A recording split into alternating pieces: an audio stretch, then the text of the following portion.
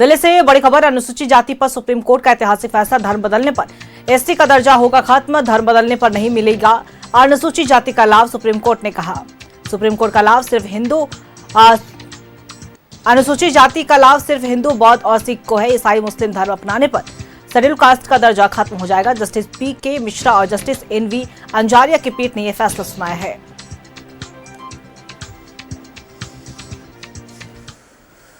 अनुसूचित जाति के संदर्भ में सुप्रीम कोर्ट से एक अहम फैसला आया है। उस फैसले में क्या है, फैसले के मायने क्या होंगे, क्या प्रभाव पड़ेंगे, इन तमाम विषयों पर बातचीत करने के लिए हमारे साथ मौजूद है हाई कोर्ट के सीनियर एडवोकेट और पूर्व एजी अजीत कुमार, और इन्हीं से हम जानते हैं। सर, जिस तरीके से ये फैसला आया है सुप्रीम कोर्ट से, इसका विस्तार से हमें बताइए कि इस फैसले में क्या है और इस फैसले का क्या मायने है।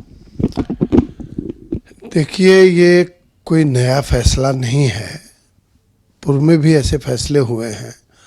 और जो शेड्यूल्ड कास्ट का जो प्रेसिडेंशियल ऑर्डर है 1950 का, उसमें स्पष्ट तौर पे प्रावधान किया गया है कि कोई भी व्यक्ति जो हिंदू,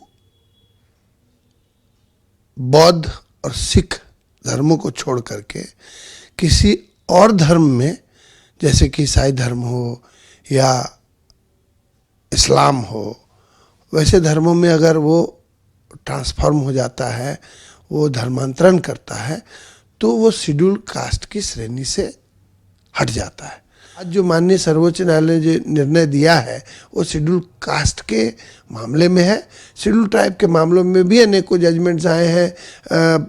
आप विपरीत जजमेंट्स भी कई बार परिस्थितियों के हिसाब से, फैक्ट के हिसाब से दिए गए हैं। इस जजमेंट का प्रभाव नहीं पड़ेगा, ऐसा मैं साफ तौर पे और सीधे तौर पे नहीं कहूँगा, क्योंकि देखिए, कोई भी जजमेंट जब न्यायालय की होती है तो जागरूकता आती है, और लोगों के बीच में जब जागरूकता आएगी तो तथ्यों को बहुत गौर से लोग देखा करेंगे। और यदि धर्मांतरित होकर के कोई व्यक्ति आरक्षण का लाभ ले रहा है तो आपत्तियां की जा सकेंगी, क्योंकि ऐसे जजमेंट्स जब भी समाज के लिए एक दिशा दिखाने का काम करते हैं तो लोग मीडिया के माध्यम से या अन्य स्रोतों से जानकारी प्राप्त करते हैं। और जब नॉलेज बढ़ेगी तो मैं समझता हूँ कि लॉ के प्रति लोगों का आकर्षण और सकारात्मकता के साथ में ही आपत्तियां भी होंगी। प्रोटेक्शन की जो बात है, तो इसमें रिजर्वेशन भी कहीं ना कहीं प्रभावित तो होगा।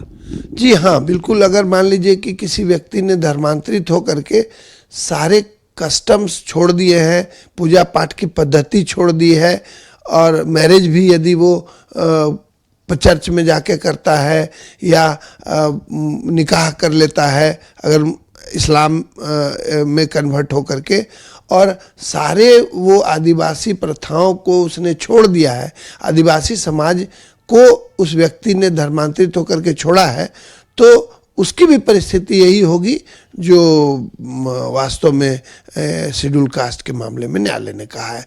परंतु प्रेसिडेंशियल ऑर्डर दोनों मामले में अलग है।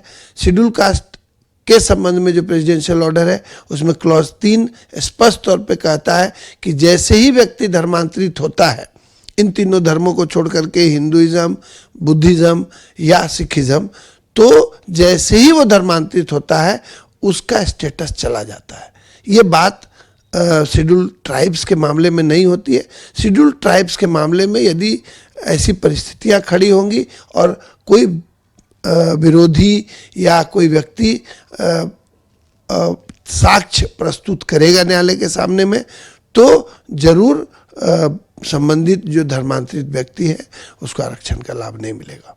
बिल्कुल। देखिए, सुप्रीम कोर्ट का यह फैसला काफ़ी अहम माना जा रहा है। जिस तरीके से एसटी के संदर्भ में यह फैसला आया है, लेकिन क्या ये एसटी में भी ये प्रभावी होगा या नहीं होगा, इस पर भी कहीं ना कहीं चर्चाएं भी जोर पकड़ती नजर आ रही है।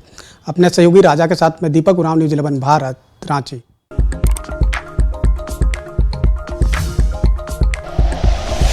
Like and share videos, subscribe करें हमारा चैनल और प्रेस करें बेल आइकॉन। न्यूज़ 11 भारत, सच है तो दिखेगा।